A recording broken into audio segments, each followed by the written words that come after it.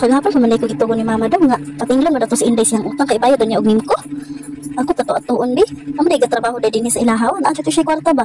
Kaya karilis man to sa lag-asa katong gahapon. Baliban na pa to siya kami na po siya walay kwarta niya. Sige rag po sa Facebook nga bless do kayo siya, bless feeling bless do kayo siya. Na nakita na ba siya ni mama nga nagpost siya nga ay kanaming walay utang jud. Nga na siya utang ni mama wala niya bayari. Sa man ilang sala din wala ba siya kapanglimpi. So kay ginahimo ani niya nga dili man siya kapanglimpi siyang sala. Kalayat kani kaayo. Ayo.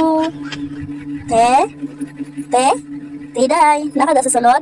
Te, di man mo tingog, tago naman siguro ni kahapon ko ni paninglo na pod. Ang mo tingog.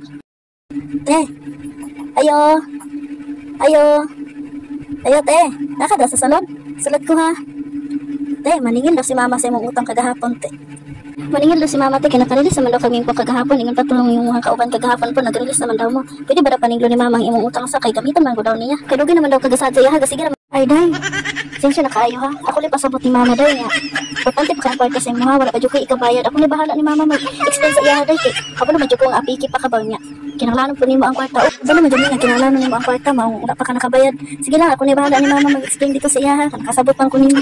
O, basta pag amping lang jud ka ha. Amping nga imo kaugalingon nga di ka maunay. Hindi siguro kaya magpautang nga ang nangutang pay magbuot kung kanus ang magbayad. Sige day mao na to adun ako.